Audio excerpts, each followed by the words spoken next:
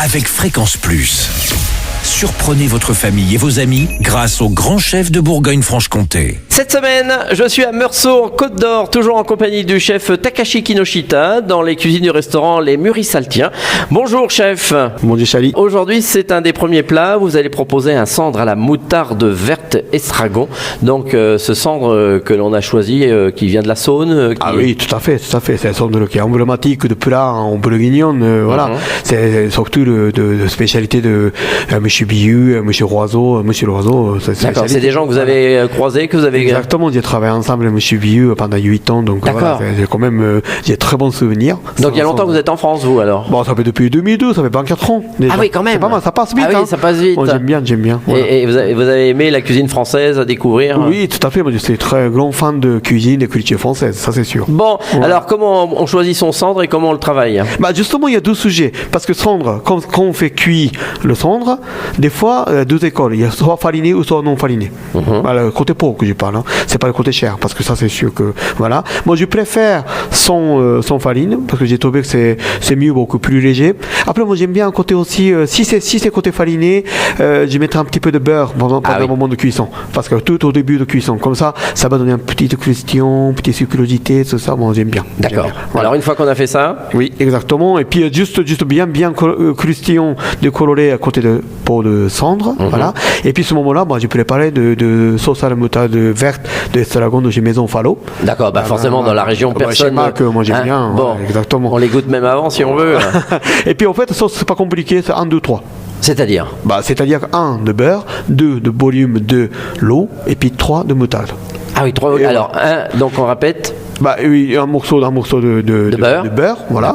Un bon morceau. Un bon morceau, oui. Si on met 50 et puis 100 grammes de l'eau, voilà, vous voyez. Okay. Et puis je mettrai 150 grammes de moutarde. Ah oui, voilà. Quand même. Donc ça va être bien faux. Après, ça dépend parce que moi je vais conseiller de mettre 2 de moutarde verte de Fallot. D'accord. Et puis 1 de moutarde dijonnaise comme normal. D'accord. Voilà. Ah oui, ça va casser un petit peu. Exactement. Et puis il faut bien mélanger.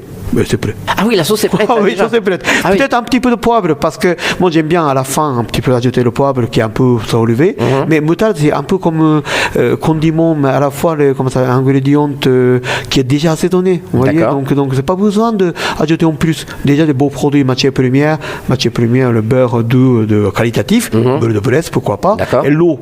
Faites attention de l'eau. Des fois c'est mieux d'utiliser l'eau minérale. D'accord, que l'eau du robinet. Je préfère, Borvic et tout ça. Puis à Meursault il n'y a pas d'eau de robinet. On a beaucoup de calcaire, naturellement, côté minéral, voilà, eau minérale, voilà, de bonne eau minérale de nature, et puis un petit peu de moutarde de qualitatif. On fait chauffer un petit peu ou pas? Non, oui, justement, c'est bon que. Bonne question.